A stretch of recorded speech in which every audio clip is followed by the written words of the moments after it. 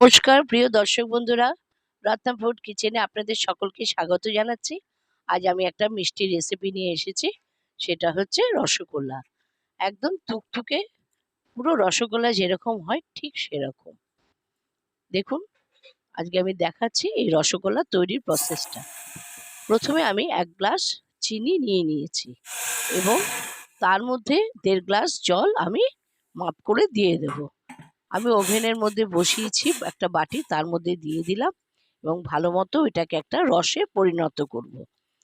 তারপরে দিয়ে দিলাম 2-3টে এলাচ।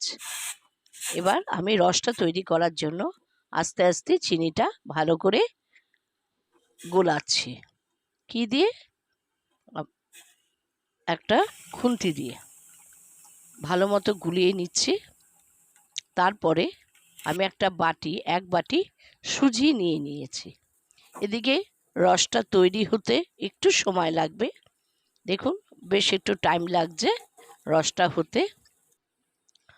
এবারে আমি খুন্তির মধ্যে রসটা নিয়ে আঙুল দিয়ে চেপে দেখলাম আঠা আঠা হয়ে গেছে। তারপরে একটা কড়াই বসিয়ে 1 গ্লাস দুধ আমি নিয়ে নিলাম। ওইটাকে আমি ভালো মতো দুধটাকে নাড়াচাড়া করছি। এই রসগোল্লা তৈরি করতে গেলে আমার দুধের প্রয়োজন হচ্ছে। ভালো মতো যখন দুধটা ফুটছে, ফোটার পরে আমি এটাকে আবার নাড়াচাড়া করে নিচ্ছি। এরপরে আমি যেই সুজিটা 1 বাটি নিয়েছিলাম সেটা ওর মধ্যে দিয়ে ভালো মতো সুজিটাকে নাড়িয়ে নিচ্ছি দুধের সাথে এবং মিশিয়ে নেব। মিনিট 2 এইভাবে ভালো করে নাড়াচাড়া করে নেবেন। আপনারা যদি বাড়িতে বানান ঠিক এইভাবেই করবেন। রসগোল্লাটা খুব ভালো হবে খেতে। আর ইউটিউব থেকে দেখলে আমাকে সাবস্ক্রাইব করে দেবেন এবং যদি ভালো হয় তাহলে আমাকে এটা শেয়ার করে দেবেন। এবার আমি সেই মণ্ডটাকে নামিয়ে নিলাম একটা প্লেটের মধ্যে আর ঘি দিয়ে নিচ্ছি। এবার ওটাকে আমার ভালো মতো মেখে নিতে হবে। দেখুন বন্ধুরা, এবার আমি ওটাকে খুব গরম গরমই আছে, একটু আস্তে আস্তে ওটাকে চেপে চেপে মেখে নিতে হবে। সবসময় যে বাইরের রসগোল্লা খেতে হবে তেমন না। আপনাদের যদি রসগোল্লা খাওয়ার ইচ্ছে থাকে বাড়িতে নিজেরাই বানিয়ে নিতে পারবেন। এরপর আমি ওটা মাখার পরে মিডিলে কিছুটা গুঁড়ো দুধ ওর মধ্যে মিশিয়ে নিচ্ছি। আপনারাও যে কোনো দুধ, গুঁড়ো দুধ ওখানে মিশিয়ে নিতে পারেন, তাতে কোনো অসুবিধা হবে না। দেখুন, আমি আবার ভালো মতো ওটাকে মেখে নিচ্ছি। সুজিটাকে ভালো মতো মেখে নিতে হবে একটু সময় ধরে। যত মাখা হবে রসগোল্লাটা তত ভালো হবে। ডোটা আমার মাখা হয়ে গেছে।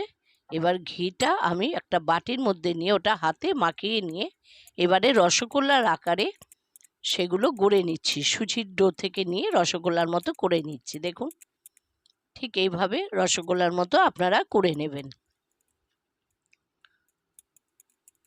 দেখুন, আমি আস্তে আস্তে সবগুলোই রসগোল্লার মতো আকারে তৈরি করে নেব।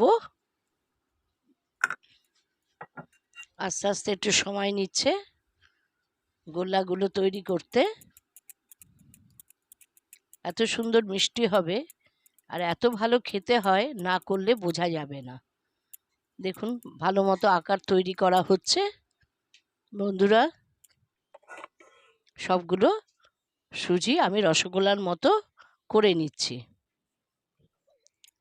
এরপরে যে আমি রসটা তৈরি করেছিলাম তার মধ্যে রসগোল্লার রসটা একটু গরম আছে, ওর মধ্যে আমি রসগোল্লাগুলো দিয়ে দিচ্ছি।